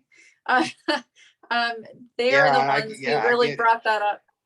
Yeah, and then the Alabama Voting Rights Coalition is on Facebook, and they're going to be working on a lot of those issues as well. They're at Alabama Voting Rights Coalition on Facebook if anybody wants to like them and follow what they're doing, because that's made up of a whole lot of really awesome organizations in Alabama. So they're going to be doing some really good work. That bill is making things intentionally fuzzy. it makes things like the Secretary of State actually sent a representative to the committee hearing on HB 194, which I believe is the one you're speaking about, who said, look, we take voter identification van, their van that they go and issue voter ID cards for people that don't have driver's licenses. And we take those to events that are sponsored by nonprofits and paid for by nonprofits. And we set up there. Is this going to be a conflict when it comes to HB 194? What Wes Allen, who sponsored the bill and who is running to be the next Secretary of State, and we should all pay really close attention to that race, he said that this wouldn't affect anything. It would be fine. But during one of the, I think it was in the House, they were talking about this bill, and somebody brought up, well, the League of Women Voters goes into prisons, for instance, and they assist people with absentee voting who are able to go, absentee vote, and they will provide stamps for them on occasion to make sure they can get their ballot or absentee applications and all of that in. And they have a good working relationship with the sheriff to get them in there to do the service for them.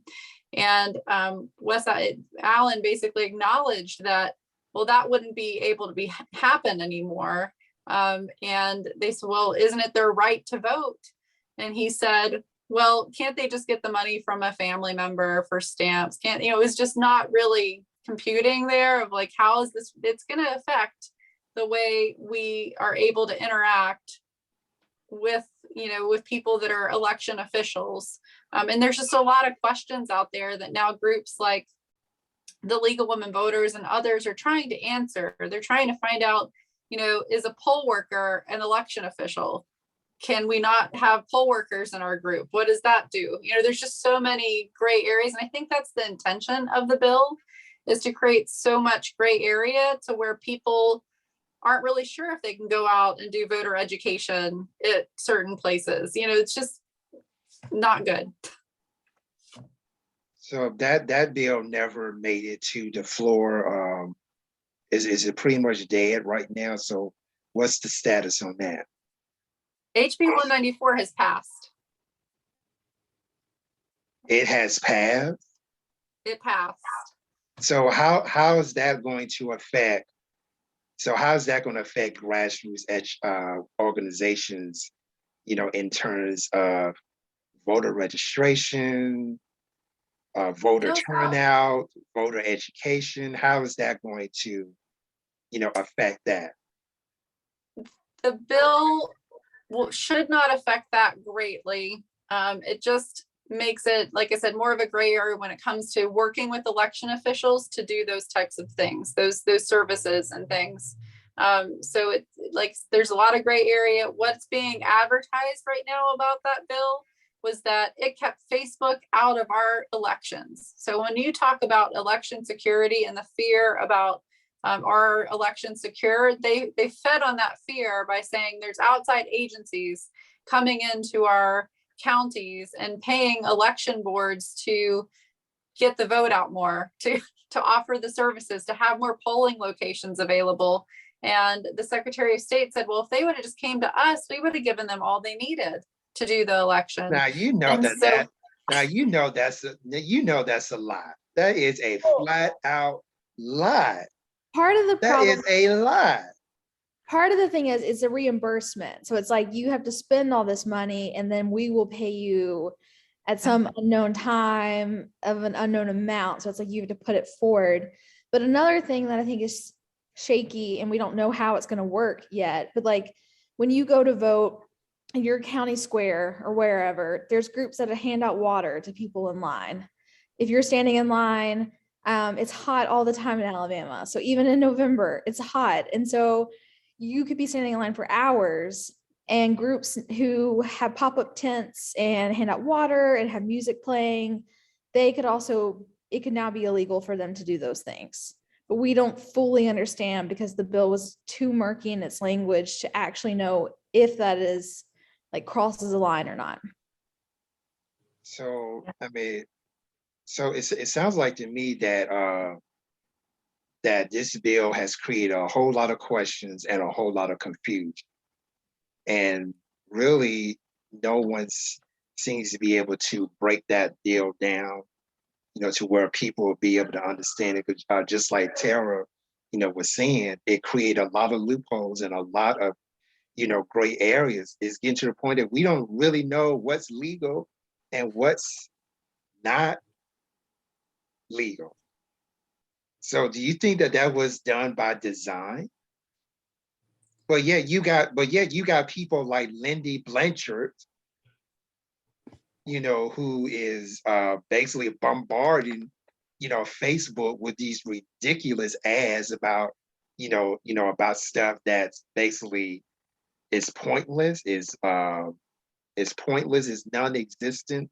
But yet I, as an advocate, want to put the truth, out there, on social media, for example, to let people know, that, hey, this is not true. This is what's really, really happening. Don't you think that that is infringing on, my right to free speech?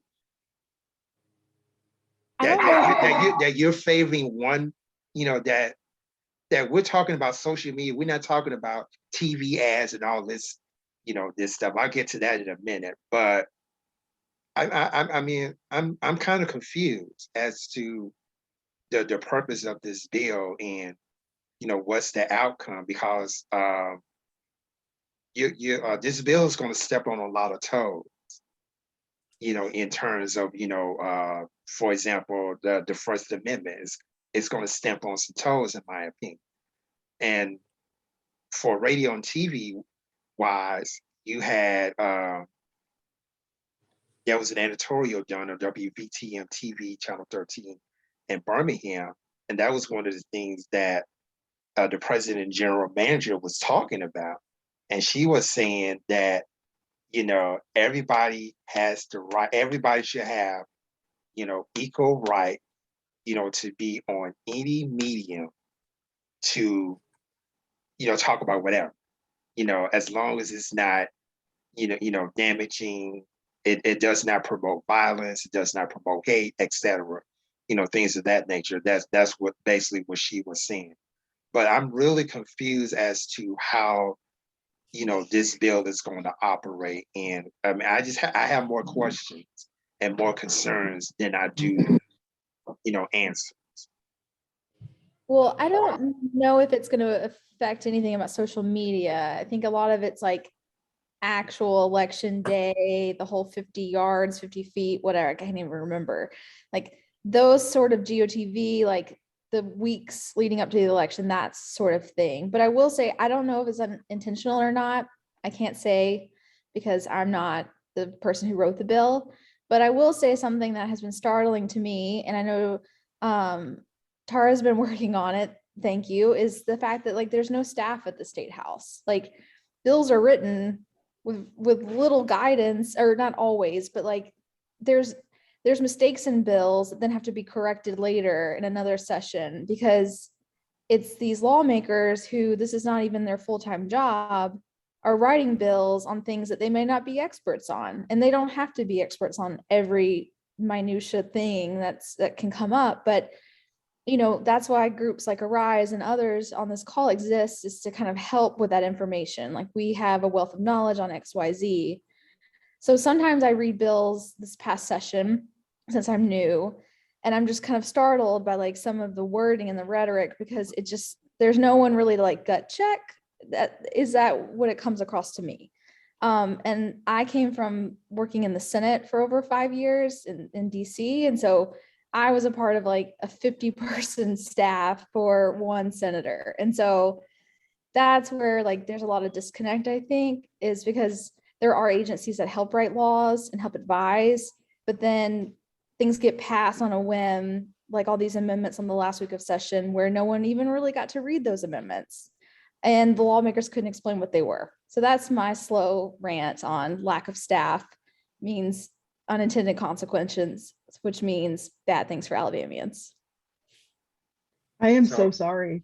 Like this has been my political experience. So like, I mean, I know that it's been like popping the idealistic bubble, but like to come from an environment where like, that's your expectation, like, oh Lord, yeah, no, I think that the Dems have one staff person for every, not per person, I'm saying they have one staff person, period.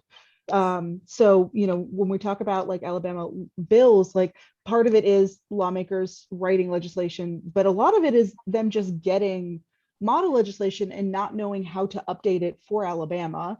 Model bills can go, they usually get a bad rap because of, things like ALEC or, other awful, far right Heritage Foundation type stuff. But, Arise and other groups, you can write progressive model legislation, and Gulf Sulphur Green New Deal, I think, also has that happening. And that's very helpful. But if you still don't have the ability and the time, because all of these legislators have other jobs, we are lucky in Alabama that we do actually pay our legislators a decent amount. In other states, especially most of our neighbors, they only get like 10 to 15 grand, which means that the only people who can be legislators are already rich or have some other massive source of income, or their spouses are. So we at least don't have that problem. But when you have this emphasis on small government, right? They don't want to increase funding, they don't want to hire staff, whatever. What you've done is you've now off-put the work to private citizens, to organizations, to basically stand in the gap and try to plug the dam with their thumb. And that does not, I mean, how many hours did you put in this legislative cycle, Rebecca? How many hours did you put in, Tara? I mean, it's exhausting because you're trying to think of all the ways that they're failing to do their job. And frankly, there is not enough time in the day for a legislator, even assuming they had no other work, if that was their sole focus, they could not possibly attend all of the meetings they're supposed to go and also read all the bills. There's no way.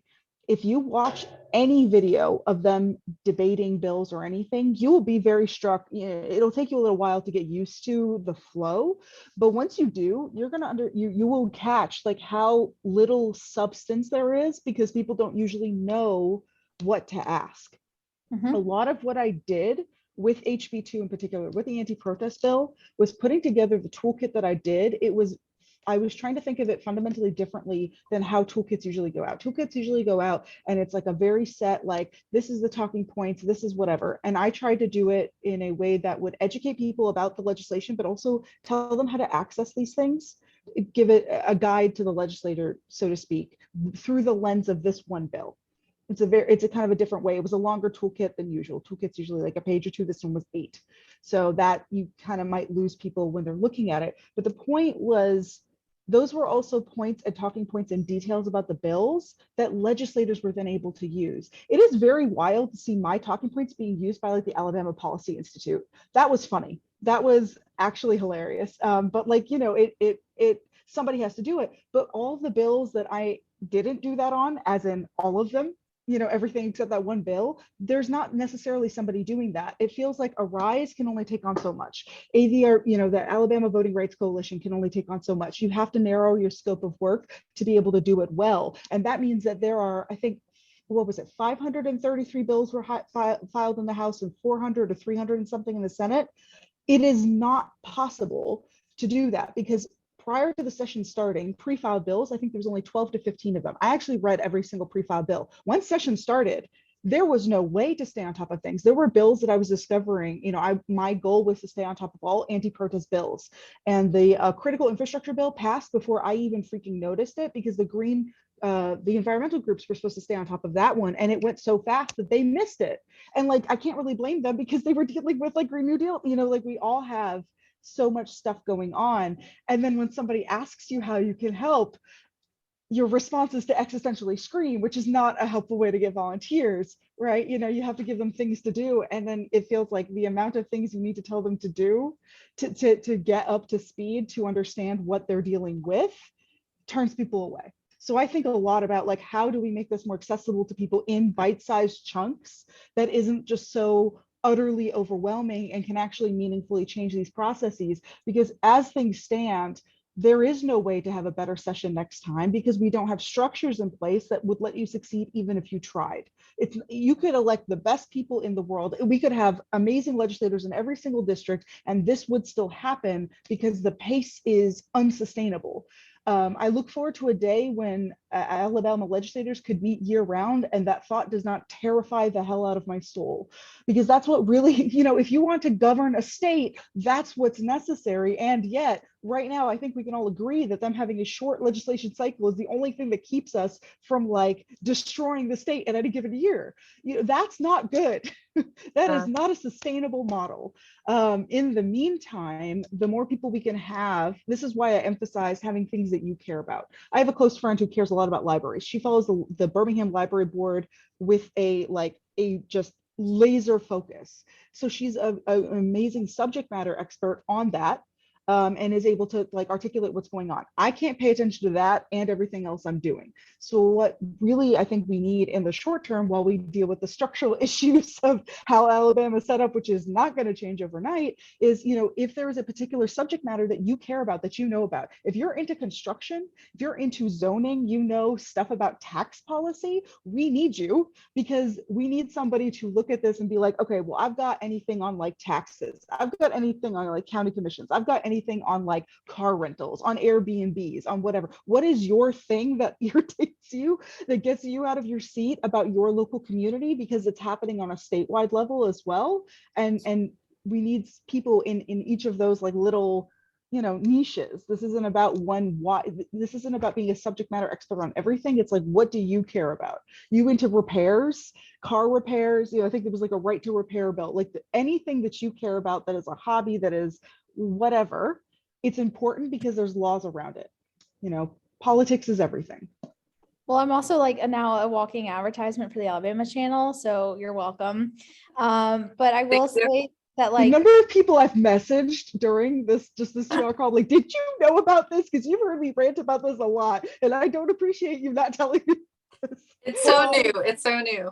And I think like I am a well-educated person who's been working in policy for 10 plus years.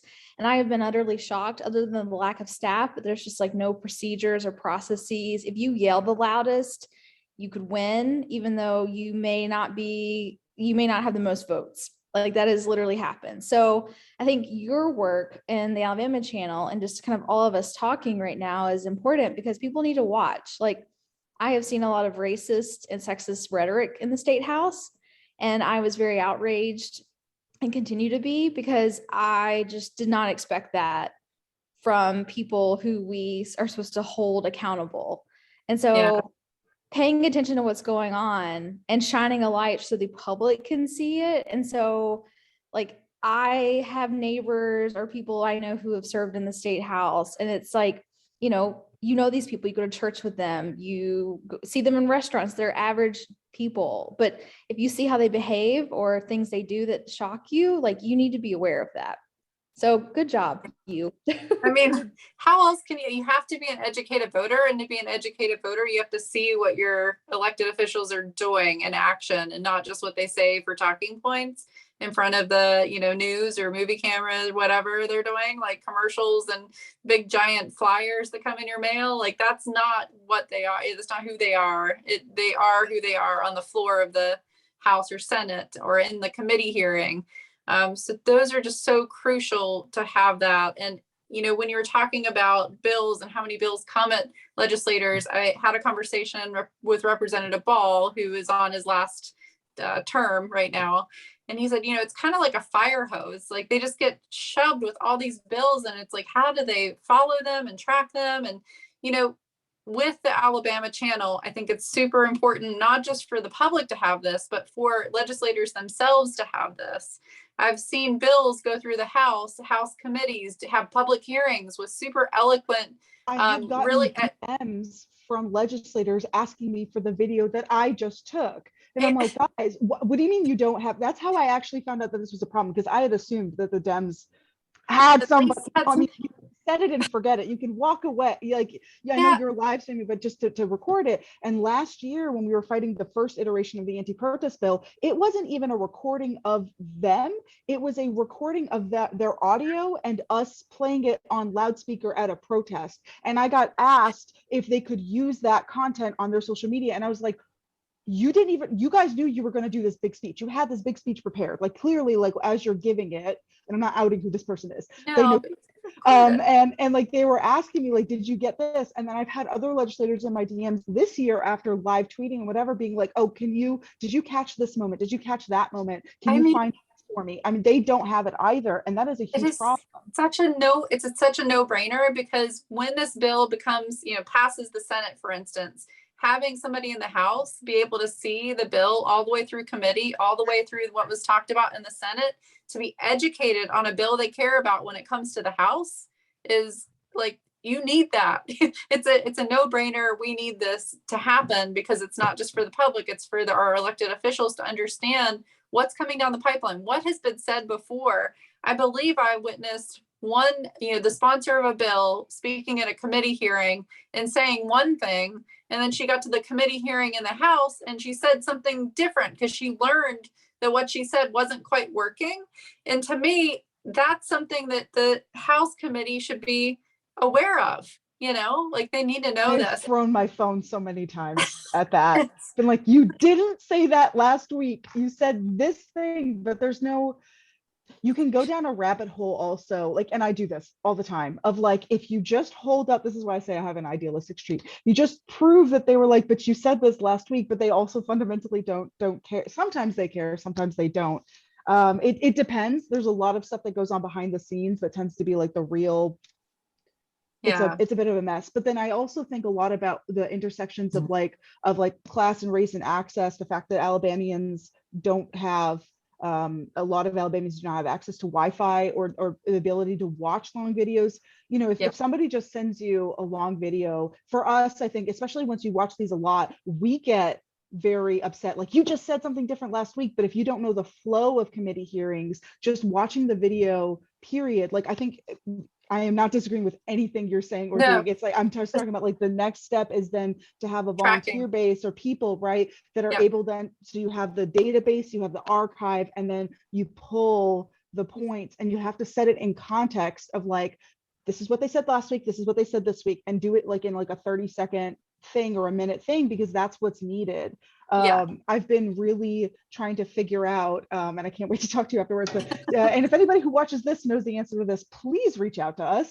But I've noticed like in larger media environments that they do like live clipping, and I've not been able to figure out how to do it in a way that doesn't involve a production studio and $800 a month, which is absurd. I'm sure there's a way to do it, and I've not figured it out yet, where you can be doing this live, where you've got like the live stream, but you're also being able to pull out those like 2-minute or 1-minute clips as the stream is going, so that you can point out to people like, hey, this is what's happening right now. So much of like Alabama, because it's such a fire hose, because it's exhausting, because there's so few people, especially on our side of things, that are working in this and whatever, burnout is a really real thing. I think Arise just had like the legislative wrap up. I only just sent the legislative wrap up email like 2 days ago, because you get out of that last session. I mean, I live tweeted for 15 hours on last day of session. You can't do that every day, and I had other things to do.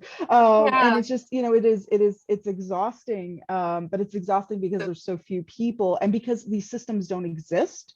And so it's the creativity of, dreaming it up, figuring out how to execute it, getting people involved to execute it, and then managing it. And that is a whole thing in and of itself. And then you have to think about, okay, but how is this going to meaningfully change things? And that's a whole different conversation. We're building so many basics in Alabama. We are a voter suppressed state. We are a racist, we have so many racist like policies and issues in our state. And we are also just a fundamentally like undeveloped, honestly, not even underdeveloped, just undeveloped. Money coming in from out of state has increased, especially since Georgia, but it is not nearly at the level of other states. The staffing is abysmal. We're just sort of like left to our own devices. And I try to reframe that in my head as something positive, as in, this is what it looks like to build something from a grassroots perspective up, instead of a elitist money coming in from the outside, top-down approach of a party system. So how do we make that our advantage? How do we make that weakness our strength? Which really goes back to, again, base building and bringing your own community into this. Yes. Well, this has definitely been very informative, and this was needed because from the mainstream media, you're not really getting the meat and potatoes of what actually happened.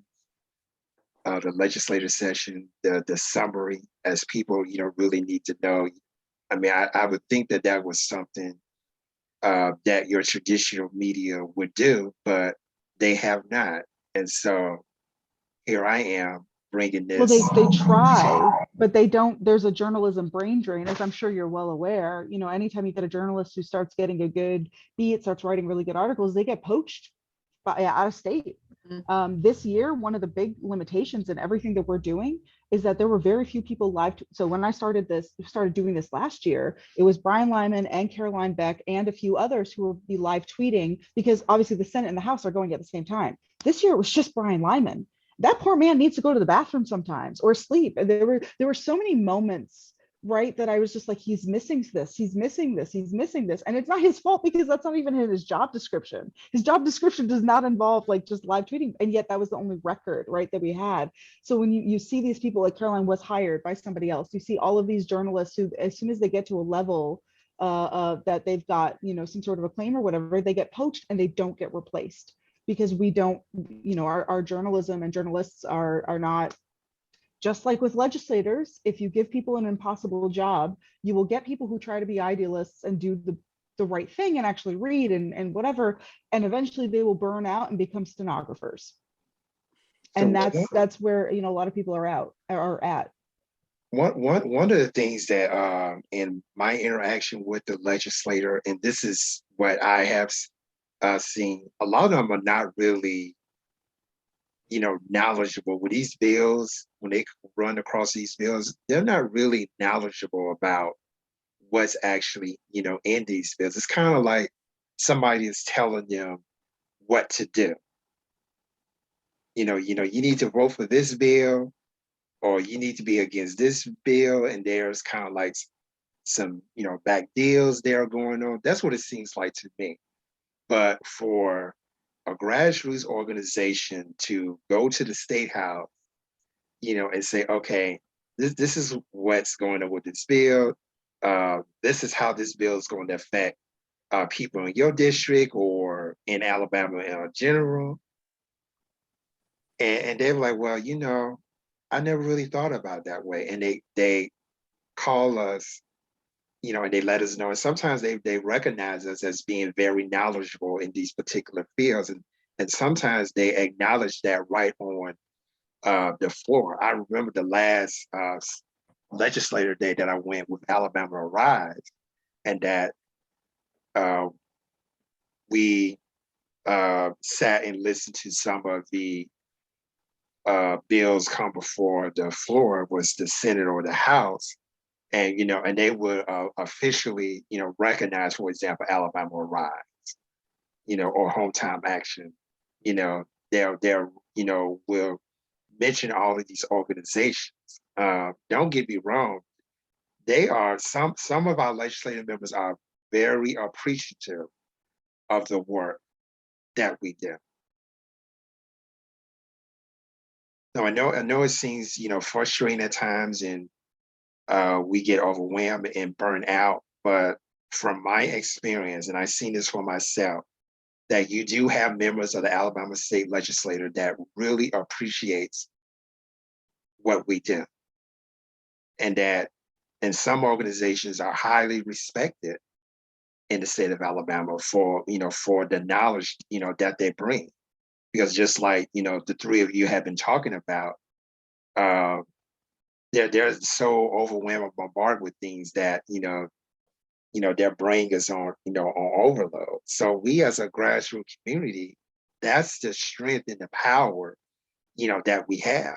I say we need to kick that up a notch. I always say, if you make enough noise, eventually something is going to happen. So that's our leverage. That is our power. And we need to use it. So we're going to get ready to close out here. We've been here for a long time, but the information has been impeccable. You pretty much have summarized the legislative session in a nutshell for the whole, 30 days or whatever they, been in session, wrapped up in this 2-hour podcast. And I really appreciate you ladies for taking the time out to keep this lonely man some company for at least 2 hours anyway.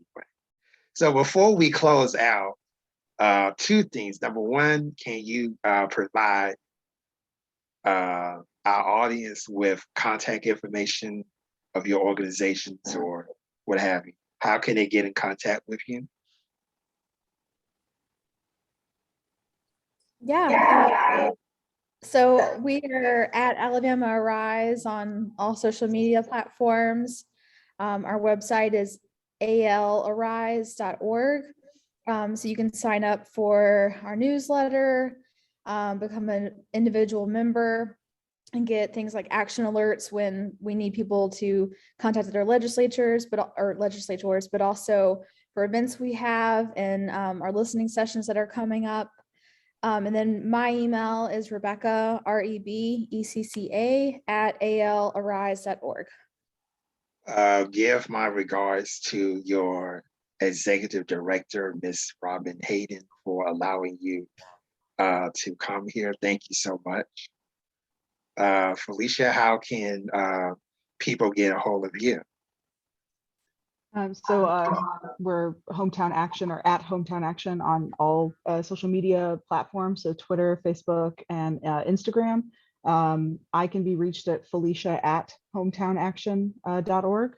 And you can also go to our website, which is hometownaction.org. There may be a theme here, but if you want to get in touch with any of our the nonpartisan side, which is Hometown Organizing Project, that it should be Hometown Organizing should be the handle on those. And now I'm doubting myself when I say that, but it should be hometownorganizing.org is the website for that. Tara? Yes, you can find me on Facebook at I Vote Madison and then at Alabama Channel. Either one of those will work. I Vote Madison has been around a little longer, so we do have a website. So it's just ivotemadison.com. And at I Vote Madison, we're also on Instagram and Twitter and all the others. So the best way to do it is just through Facebook and send me a message, and I will respond. I look forward to talking to anybody that wants to volunteer with Alabama Channel, because we have big ideas. We need help. This podcast will be available on Facebook, YouTube, Daily Motion, and of course on Anchor FM as an audio. So if you didn't get a chance to watch or listen, you will be able to listen on those platforms in the next couple of days. Probably won't be doing anything this weekend because I'll be celebrating my 48th birthday. Happy birthday. Really. So I'm going to, take a break. But ladies, it was really a pleasure talking with you today. You have provided some much needed information. You gave some action steps. You helped us to look forward to the future.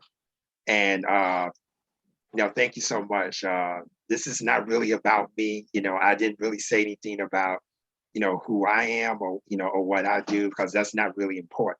Important thing is that we have a platform that is the people's platform, where we create our own narrative, which is obviously the true narrative, and it needs to be out. So again, I'm not into theatrics. I'm into getting information out and in search of the truth. And so however that has to be, so be it, because this is information that people really need to know. They need to know what's going on in their local municipalities or whatever county they're in, as well as the state. Because believe it or not, whatever happens in the state pretty much trickles down to your individual municipality as well. So I think that's why it's so important, that we have, great individuals such as these on the screen that is boots on the ground. They got the information, they've been in the trenches. They just need a platform to where they can get that information out. And so that's what also their broadcast section is. It's all about. So thank you so much for be a part of this podcast. And we're not done. We're going to have numerous grassroots guests on here, talking about various topics. And when I mean topics, it's topics that people are talking about in the streets, in the restaurants, in the barbershops, or whatever people hang out at. That's what we're going to bring to you. And believe me, the people that we have on here and the things that they say, it's greatly going to affect you, whether you realize it or not. So it's time that we get out of the dark and get into the light. And the key to getting to the light is not only being educated on the issues and what's going on, but also listening to people's stories. And for once, tell it like it is. So no hold bars here. Whatever you got to say, just let it out. That's what we, here for. You don't have a lot of platforms, that do that. Just as long as you don't say anything that, can get me in trouble. I'm good. But that's what we're all about. So thank you so much. We'll see you next time. Have a great day. Thank you so much. Happy early birthday. Yes.